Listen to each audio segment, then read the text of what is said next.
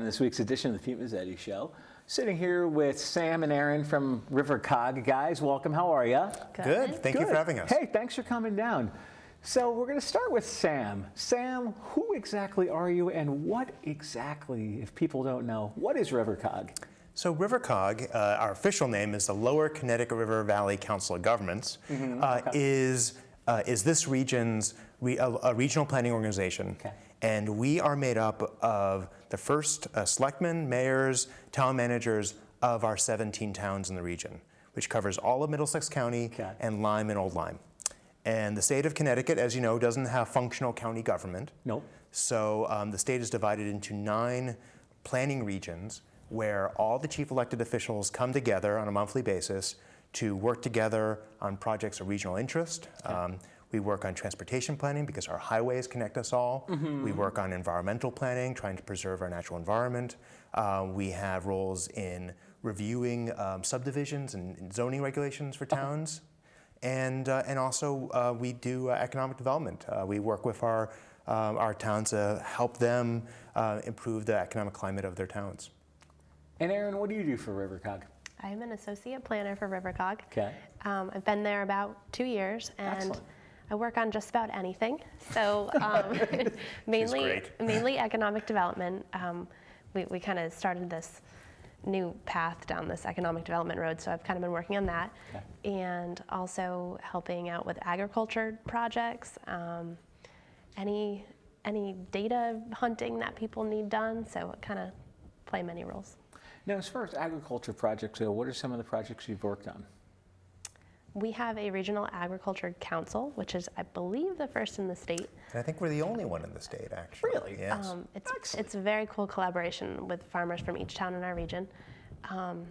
So we have, we just completed a study with Yukon. Okay. They did sort of a farmers market analysis and like a CSA analysis of our region and sort of where we're lacking in terms of like food distribution through farmers markets, and what else am I forgetting? We also just rolled out a new website called Know Your Farmer CT, I think. Okay. The link is actually on our website, rivercog.org. Okay.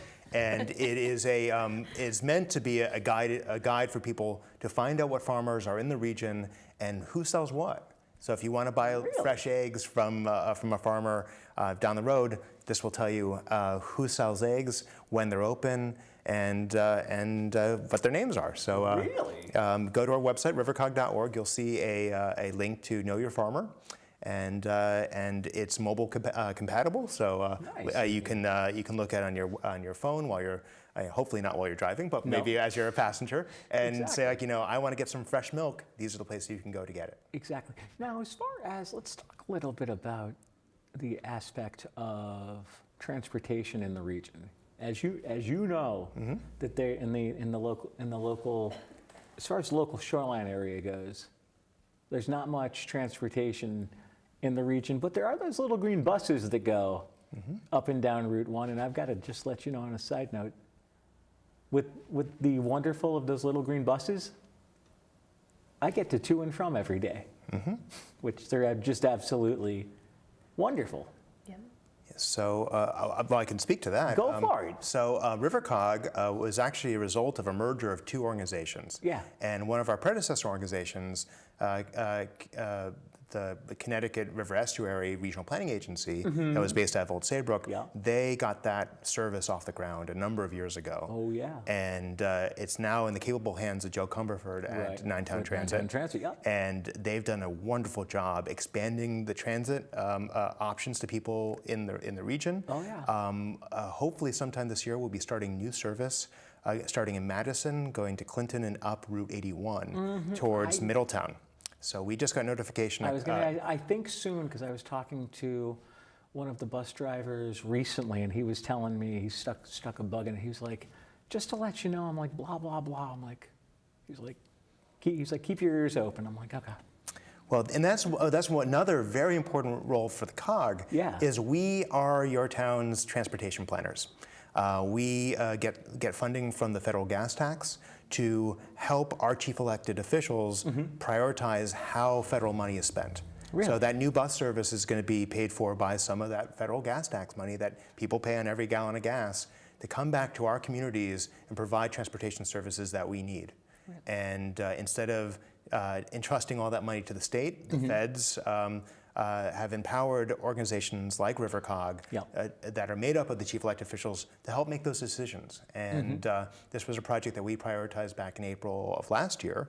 And we were very happy to find out that it competed on the statewide level, and the state is moving forward to funding it. So nice, very nice, and obviously, hopefully, it'll roll out sometime soon. Yes, and it will need a little planning to get off the ground, right. but we're hoping this year. Very nice, very nice. Now, let's talk a little bit about local impact in the local economy. I guess, Aaron, one of the things let's talk about is the project that they're doing in Saybrook. Affordable housing right by the train station? Yep. Somebody help me here. I'm new. Yes. I was going to say I know of it because I was taking the Ninetown home the other day Yep. and not realizing that they moved the bus stop. Oh no. They no longer stop at the train station. They now stop across the street across the parking lot at the terminal. At the new bus terminal, because I called into their dispatcher. I'm like, why isn't it? Because I do most of my stuff online with them and go in and make my reservations and all that other fun stuff.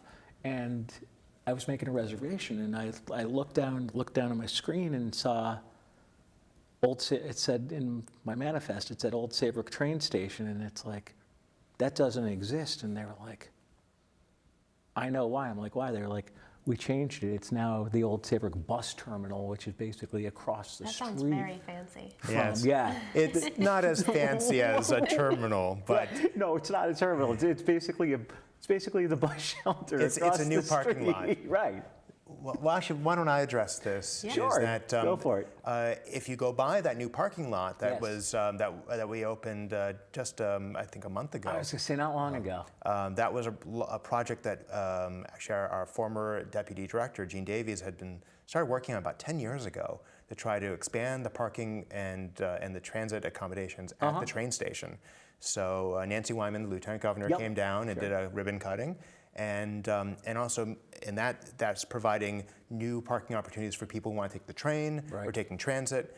Before that opened, you had people parking along the graveyard there, or you had to park in the pay lot. So this provides a lot of options for those people. But also, you'll see if you go there that very quickly the new housing apartments are going up very quickly. I was going to say, let's talk about those. Can we talk about those sure. too? I was going to say, let's talk about those, because I was by there not long ago and saw they're working on it, and things It's a big transformation. I was going to say things Crazy. seem to be going up fairly quickly. Yeah, this is Old Saybrook's incentive housing district or zone. And the idea behind these incentive housing zones across the state of Connecticut is to provide opportunities for housing that is affordable for normal working people. Okay. It's called workforce housing, so your teachers, your policemen. And the idea is that that housing right there provides people who live in the community affordable housing, but also housing that fits into the community, that density fits in with that neighborhood, and also is incredibly convenient for people to take transit. Right. It's probably our first example of transit-oriented development in our region. Right. So people live there, and they can take the train east or west from there, or the bus. Right, exactly. Or drive, or walk into town. Oh, exactly. And so this idea of transportation choice is something which we're seeing across the state and across the nation, and is something that we're going to work towards in the places where we can in our region. Exactly. Aaron, do you have anything you'd like to add to what Sam just said? I will say Old Saybrook is doing a fabulous job of bringing all these new opportunities to their residents and future residents. Exactly. So I think it's kind of our job as the region to make sure that all of our communities have opportunities like this, and residents in each town can find an affordable place to live, whether they're a teacher or a policeman or a nurse or something like that. So that's kind of, if you want to go towards our, can I pitch my Grow Smart project? Go for it. Go. I'm ready. So what we've been working on, what RiverCOG has been working on recently is this Grow Smart project, which is exciting. It's this kind of new approach to economic development.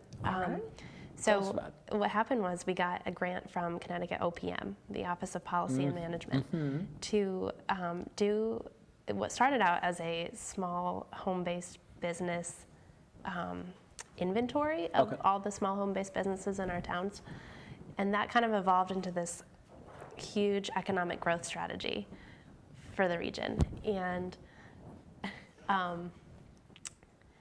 we formed this new website called growsmartregion.org, which you can go to. I was going to say, which is behind us. And you'll be able to find the final report, which was just released in February. It's really exciting. And Did you write it? I didn't write it, actually. We had 2 awesome local project consultants do this project for us. Very nice. And they're very talented. So we helped them out a lot. We did a lot of public outreach. We did a lot of workshops. So I would encourage everyone to go online and look at the final report. Nice. Now, on the website, what types of, besides the final report, what types of other information can people find? Find a lot of data, some really, really cool maps. And we had a series of regional summits where we invited the public to come. Anyone going to the site can see the PowerPoint presentations from those regional summits.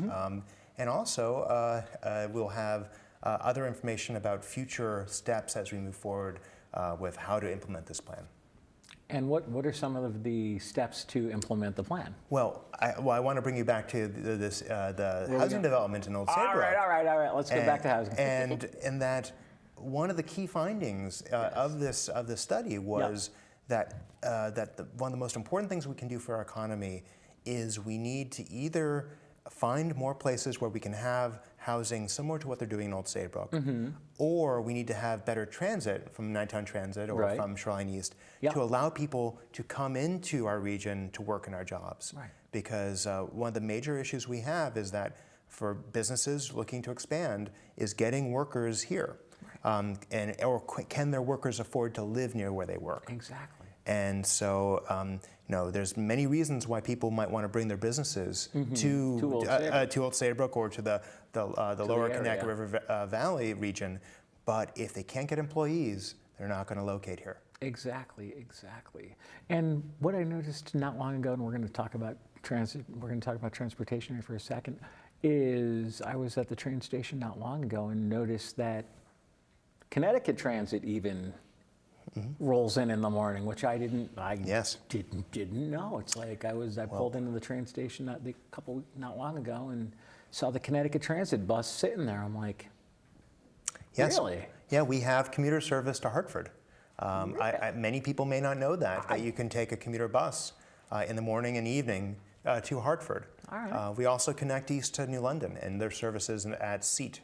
Which is Southeast Area Transit. So. And I was going to say, we'll talk about that. We'll talk about more about housing. Would you guys mind sticking around for another segment? I think so. We'll be right back after a short break.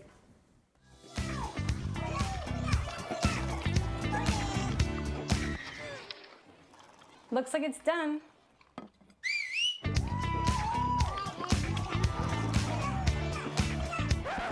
Don't let salmonella get funky with your chicken. On average, 1 in 6 Americans will get a foodborne illness this year. You can't see these microbes, but they might be there. So learn the right temperature to cook each type of meat. Keep your family safe at foodsafety.gov. It's a beautiful day out here, sunny today with light breezes, giving way to clouds in the afternoon. We could see some light precipitation to moderate precipitation later on, followed by powerful storm-like conditions. 90 miles per hour winds are expected. Authorities are asking everyone, stay indoors. Come on, that's it, let's go.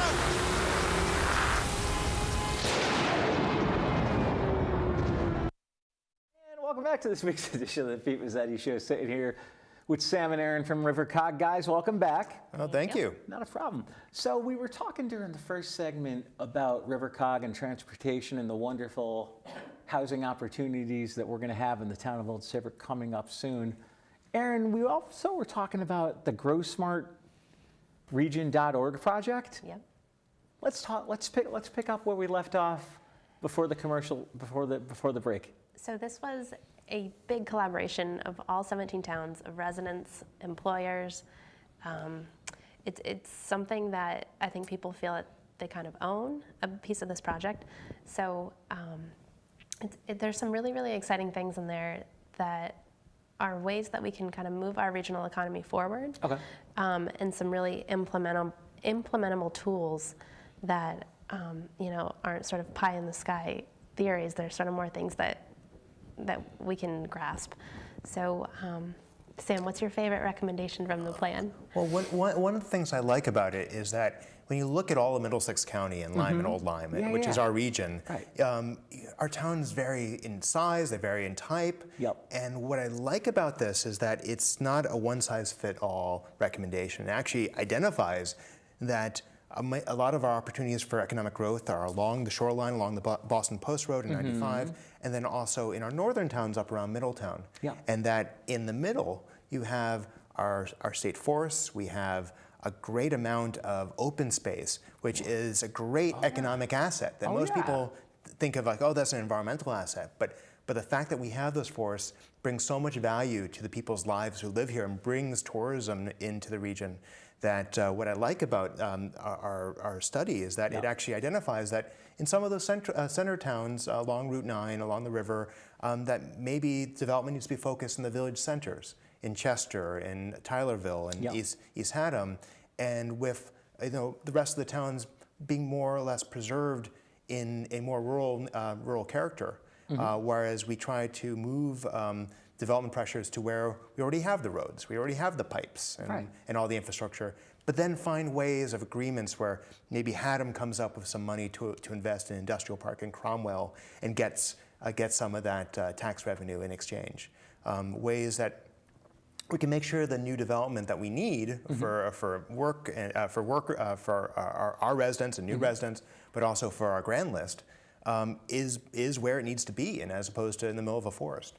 I was going to say, as far as the grand list goes, what aspect does that play into the project?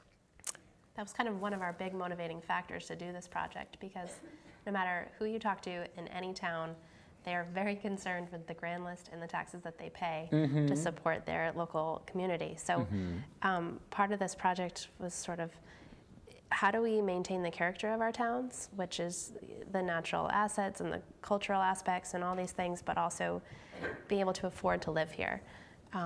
So there are a few strategies in this plan that kind of help us move forward, but also maintain our character, and sort of, we recognize the fact that not every town has all of the infrastructure that may be needed for future economic development. So we sort of have tools in our toolbox to overcome these hurdles. And what are some of those tools that you would use to overcome the hurdles? One of, actually, the first recommendation in the plan is to implement much better design standards in each town. So some towns currently have design standards, others don't.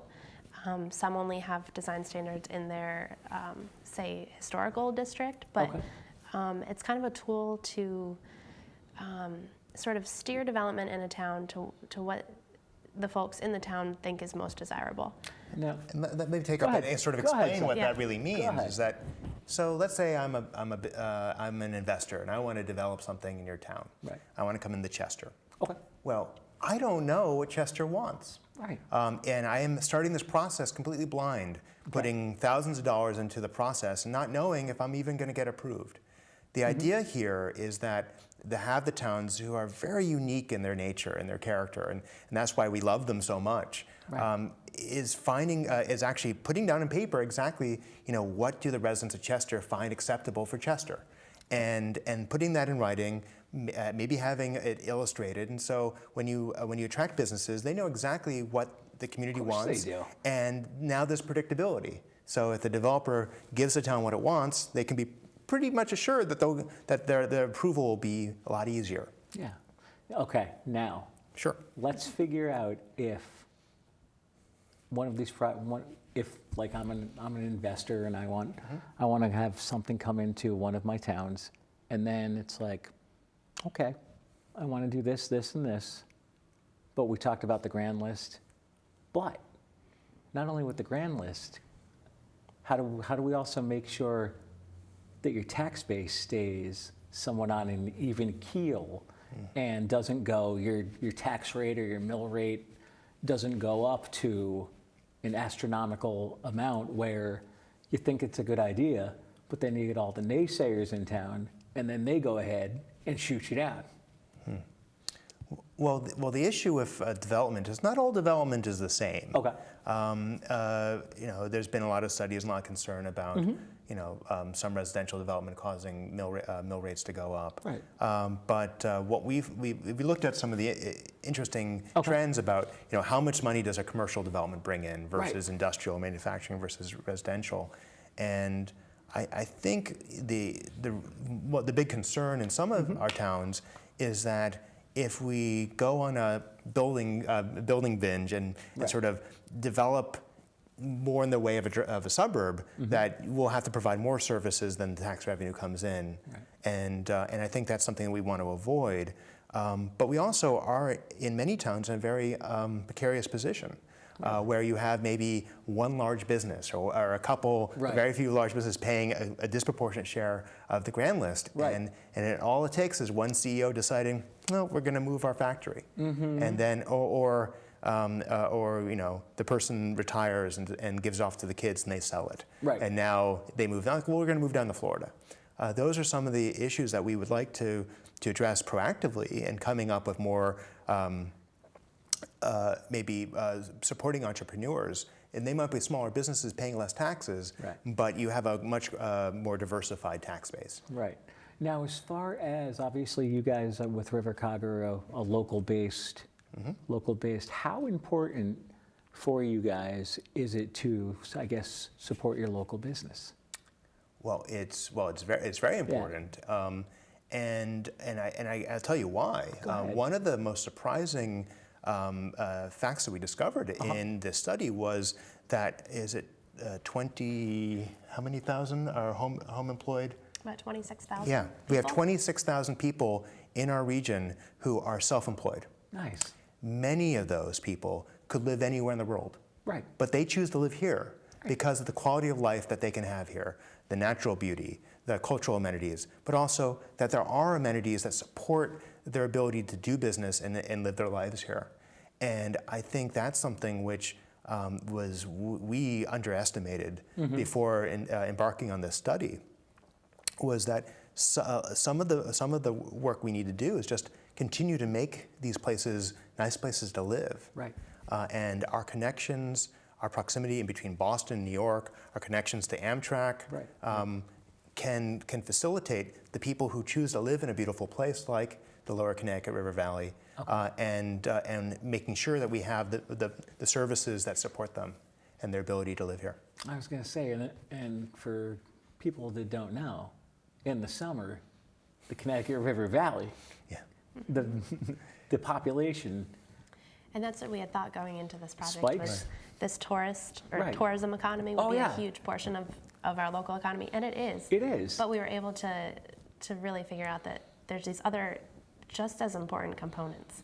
The traded economy, manufacturing jobs are still a huge component of our region, and we also should keep it that way. So we have some strategies to do that.